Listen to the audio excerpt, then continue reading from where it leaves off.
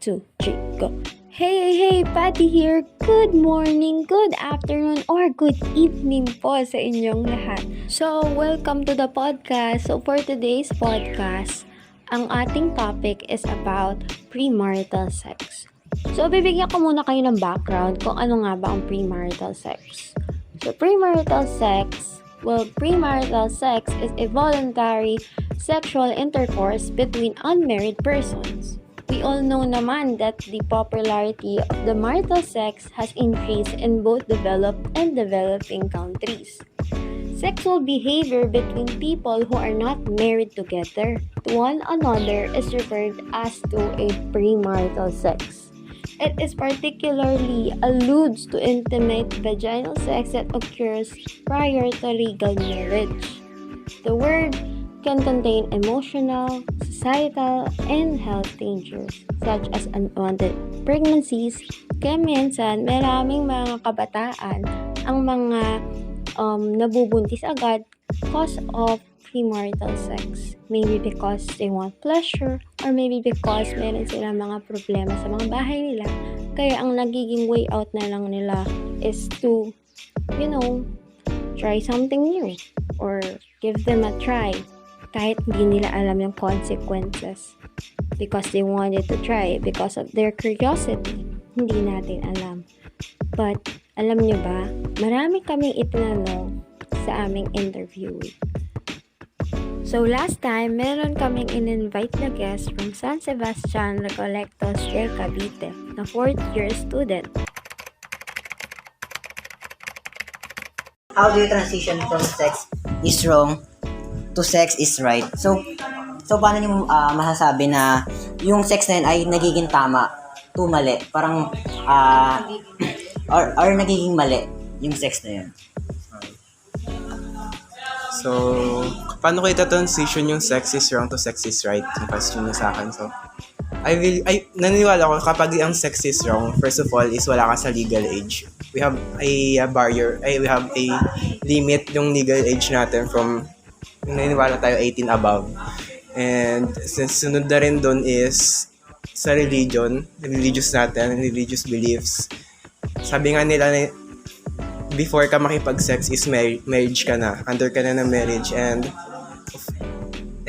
yun, sa akin, doon ako naniniwala na sex is wrong. And of course, sex is wrong, kailangan partner kayo.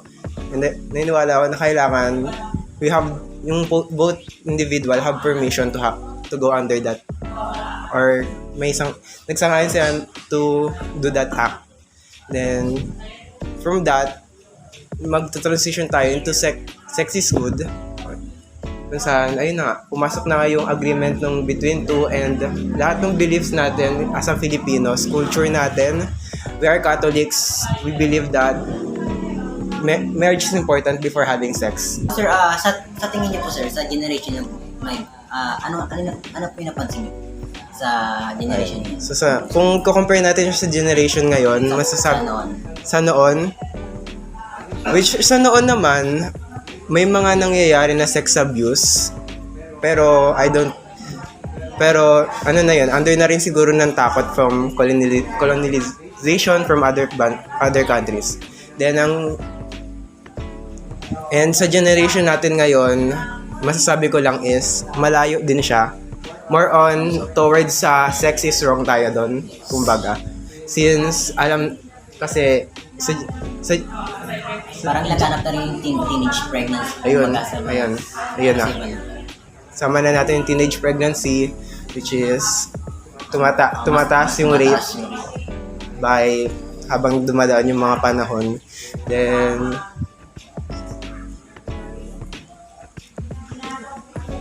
okay sir. So next tayo sa question sir. How do you move from shame into freedom? So how do you move from shame into freedom? Kumbaga sir, kasi minsan pag nag-sex tayo, parang may halos lahat parang first time din. Kumbaga, kasi minsan nahihiya din sila kung paano nila gagawin yun sa mismo action. May imagine nila yung ganong scenario, pero hindi nila may magagawa sa mismo actual. Paano mo kayo masasabi sir na yung paano mo move yung pagkahiya nila to freedom. Kumbaga sir, parang hindi na sila magkakaroon ng alinlangan. So, sa pag ginawa nila yung mismong scenario na yun, na pag-ibag-sex.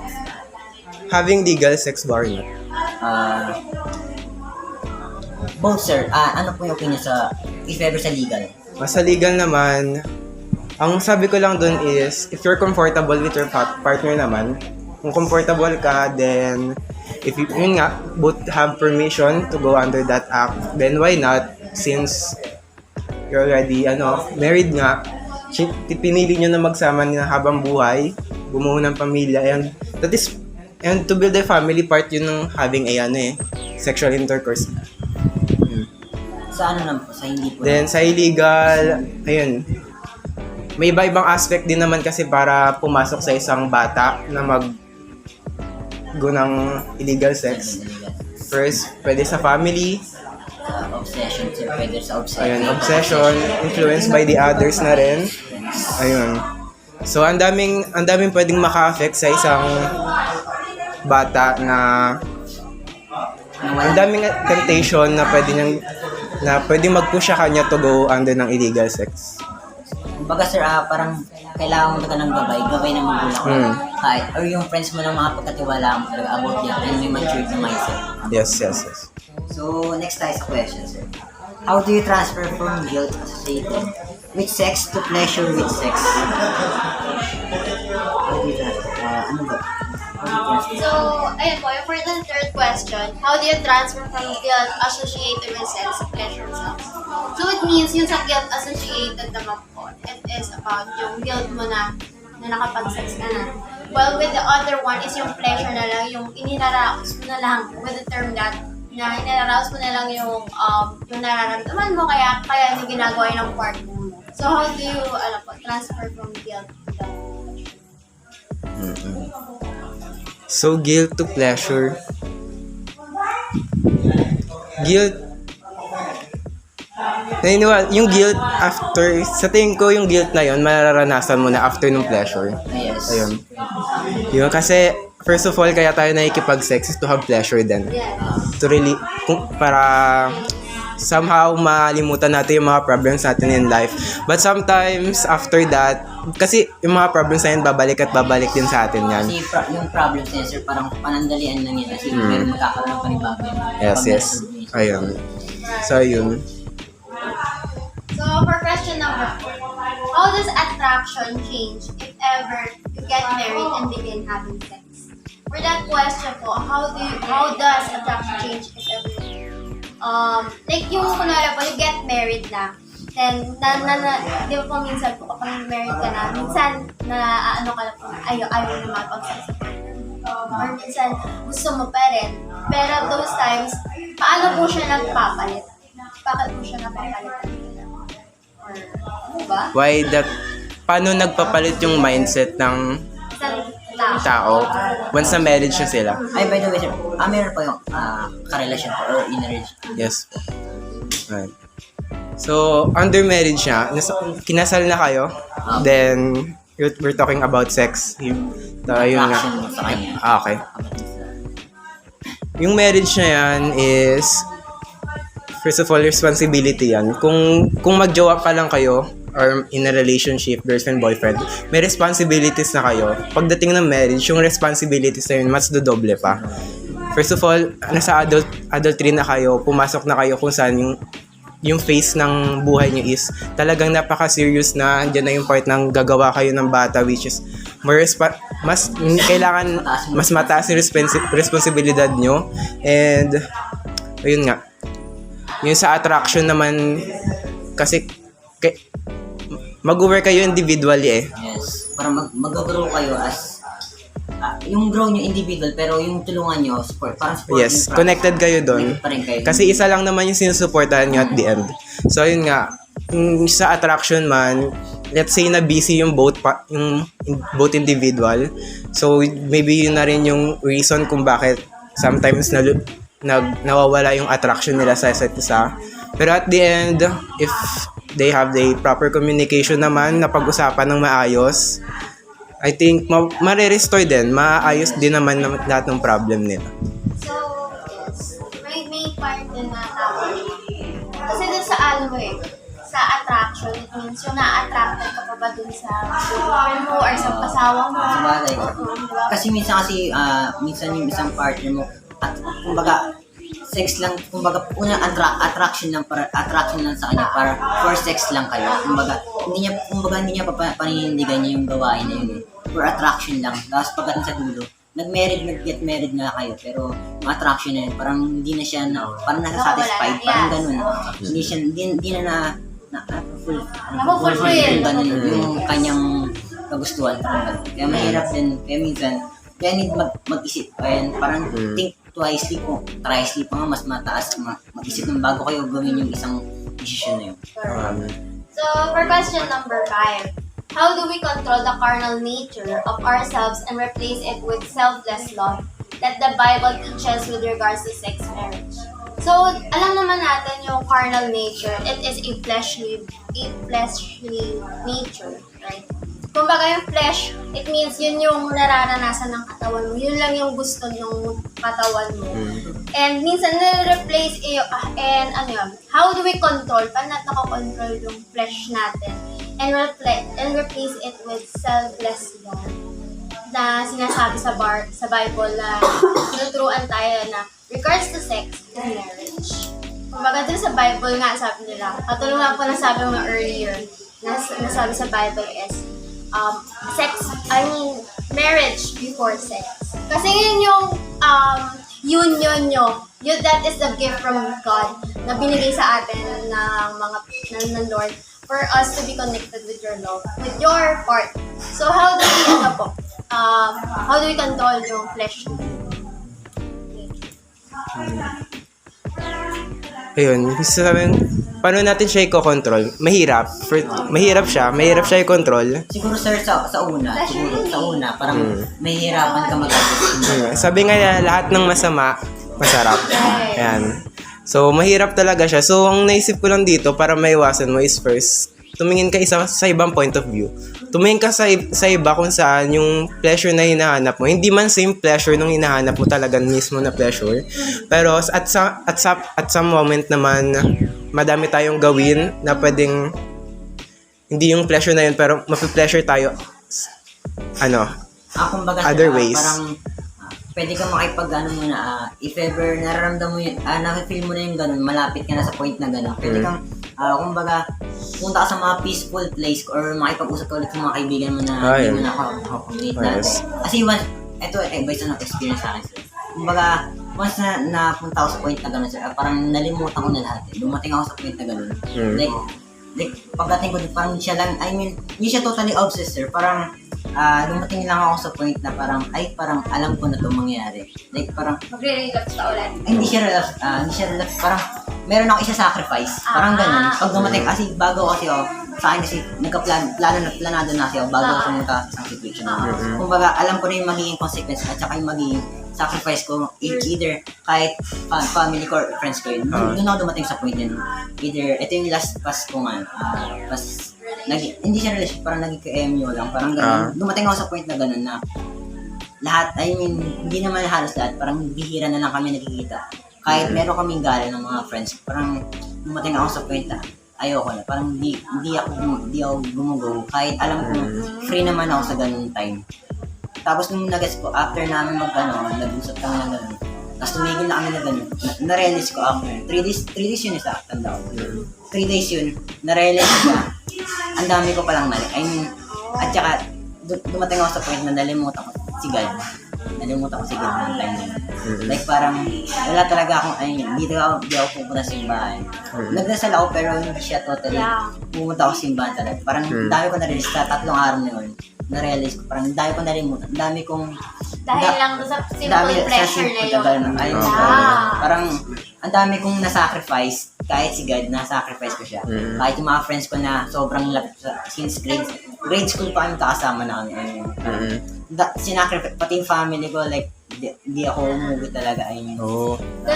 Sa totoo lang, ganun talaga ang mga pleasure natin. Hindi natin naaalintana na wala na pala yung gana ko sa mga family. Kasi yung una natin yung kagustuhan na naman. Kumbaga yung boundaries mo, nakikita mong limit nilagpasan mo na siya para lang mag-go ka dun sa gusto mo talagang gawin. Yun. So, next question tayo, sir. When the other person is not in the mood and you are, how do you deal with that? Kumbaga, yung partner mo ay wala. Kumbaga, if ever, kahit di pa kayo married, kumbaga, in a relationship pa rin kayo. Tapos, naka-experience na kayo ng sex nga. Tapos, wala siya sa mood. Tapos, ikaw mismo nag-aya mismo sa kanya. Tapos siya, parang hindi siya, parang umaayaw siya sa mga ganun. Paano mo siya i-handle, sir? Paano ko Sa ganito namang sitwasyon, sometimes may mga crimes na napapasok dito eh. Parang yung force sex. So parang parang napasok na siya sa rape. Even Crime pa rin ba? Ay, hindi siya cybercrime. Harassment na. Na-harass mo na yung tao even though partner mo siya or hindi. Kasi kailangan mo talaga ng permission. Both must have permission talaga. So kung partner kayo, then the other one is not in the mood to have sex, then tanggapin mo. Tanggapin mo. Parang, Kung mahal mo siya, yes, tatanggapin mo yung Desisyon niya. Kasi, kumbaga sabi nga, silent win is yes, parang ganun. Kasi, no. Ano yes, kasi yes. And sa kasi, kung wala naman talaga mood yung katulad ng partner mo, bakit mo siya bubulang? Bakit lang? Kumbaga, pagpasensya mo siya, tapos other day ulit, doon ka makipag-communicate. Kailangan... Kasi sa isang partner, minsan dahil nawawala sa mood, dahil may problem, either problem or stress siya, or meron siyang pinagdadaanan either sa relationship niyo or sa ibang bagay, i-confront mo siya, kausapin mo siya, kasi kung compatible naman kayo at nagkakaintindi ka sa the first place pa lang din, kausapin mo siya ng masinsiyan, pag-usapan yung nagiging problema. Like, parang ganun, di ba? add ko lang din na hindi porket na sa isang relasyon kayo is kontrolado mo yung buhay niya, kontrolado mo yung buhay mo. Kasi first of all, may sarili pa rin kayong buhay, may mga desisyon na dapat ikaw lang, may desisyon na dapat siya lang. Kasi magkaiwalay kayo ng ginagalawan talaga, you have different bodies. Yes. Kumbaga, love nyo nga yun, pero kailangan yung magkaroon ng parang boundaries ba? Kahit Yes. sabihin mo kayo na, 3 to 5 years or 7 years, kung gano'n mong katagal yan. 10 years pa kung kaya yan yung mga artista. Because love builds respect and respect niyo sa isa't isa at saka yung trust and faith sa isa't isa.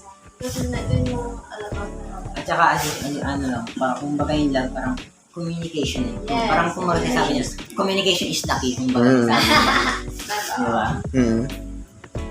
So sir, additional na sir, ano po yung mapapayo niyo po sa mga generation na, kasi sa generation na, ang napansin ko rin sa observation ko, parang ang bilis nila, kumbaga, ilang chat lang, parang pinitik lang nila, isang pitik lang naging sila na. O parang easy to get, parang gano'n. Ano kayo mapapayo niyo sir? Sa mga gano'ng sa generation ngayon? So, mapapayo ko lang is, even though na mahirap pakisamahan or suyuan itong henerasyon natin ngayon, kasi alam na natin na parang, nagkaroon na tayo ng kalayaan, kumbaga ba. Less strict na ngayon. And siguro nasa sarili na lang din nila kung ano yung susundin nila. So, kasi sir, yung generation talaga ngayon parang mas, yung ibang-iba talaga siya, kahit yung family ko, sinasabi nila kahit na pinapaulit-ulit sa amin yung generation yung iba, parang ibang-iba talaga. Hindi man sa lahat ng aspect, pero kung baga sa percent, up to 100%, 90% na parang panahon nila, parang ang laki ng... malaki ang prone sila sa mga ganito. Parang mabilis ma-attack, mabilis madaya, or kulang na. Parang ganun. Sa kahit anong, sa isang pitik lang, wala ka na. Yung bagay na gusto mo, wala na rin. Parang ang bilis lang, parang ganun lang. Parang dumaan ka lang sa mga, di ba? Parang face lang. Kaya sir, meron pa additional question. Meron pa additional. Jason yun, Jason. sa premarital sex, agree ba kayo na? Agree ba kayo doon or hindi? Kasi, di ba, pag parang premarital, parang sex before marriage or marriage before sex. Okay lang po. Girls. Sa akin, okay. Premarital sex for me, sorry, medyo I'm not based sa sa religious. Pero some people naman is very devoted, some Catholics, so they can apply it naman sa buhay nila. Pero as of me, which is hindi masyado devoted as a Catholic, though I believe in God, but ayun nga. At parang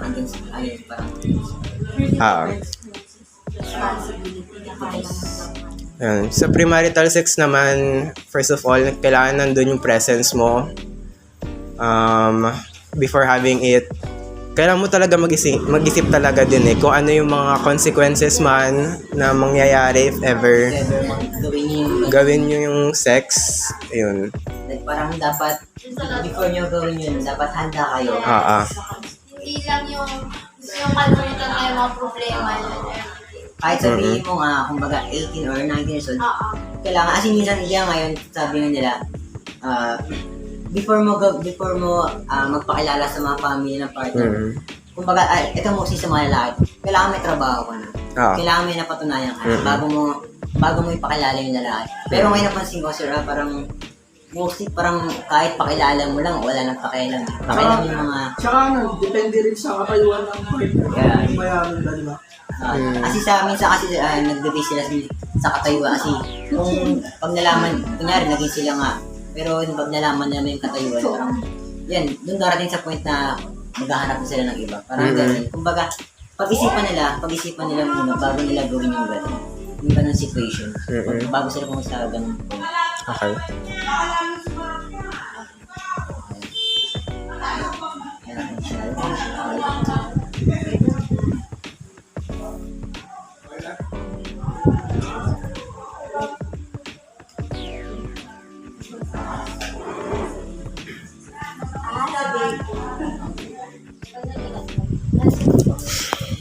Dahil kapag kasi ginawa niyo isang bagay, hindi naman sa against kayo sa sex before marriage. Kasi kapag ginawa niyo yung bagay, alam niyo yung responsibilities niya, yung consequences niya. Tapos kung paano niyo i-handle. Kasi pag nangyari yan, tapos wala naman kayong education, sex education, edi yung baby lang yung yung magsasuffer sa ginawa niyo. Kahit hindi naman totally nakasalan, baby pa rin. Yes, parang kumbaga, yun nga, papasok ka, pag-isipan talaga bagong gawin. Kahit anong edad mo, dapat meron ka na agad, alam mo na yung gagawin. Parang alam mo na yung maging responsibility mo if ever gawin mo. Tapos kung wala pa kayo sa proper na education, kumbaga sex education, mahirapan kayo mag-adjust pag ginawa niyo yun. Tapos yung katayuan niyo pa naman, umaasa pa rin kayo sa family niyo. Kumbaga, mahirapan kayo mag-adjust lalo na kung yung mga magulang niyo nagtatrabaho talaga para sa inyo talaga, tapos para mapagtapos kayo ng pag-aaral, tapos yung gagawin niyo ganun ng kadali. Kumbaga sila din hindi lang yung baby no. Kumbaga yung family nila isa't isa, mahihirapan din kasi diyan papasok yung tulungan talaga ng family para lang, tapos sa una makakonsensya sila, parang magigilty sila, parang magkakaroon ng sumbatan, parang ganun. Tapos pero sa dulo magkakaroon din ng tulungan niya sila kasi para sa kapanan din ng baby. Pumapasok din yun yung safe sex, yung sinasabi na use condom, use gano'n. Kaya din kung gusto nyo talaga or willing kayong gawin yung isang bagay, dapat pinag-asipan, tsaka meron kayong sex education, safe sex. Yes. So yeah, thank you so much for listening. We had so much fun and we hope you had so much fun too. Ayun lang, and thank you for listening sa aming healthy discussion about premarital sex. So, see you on the next one. Goodbye!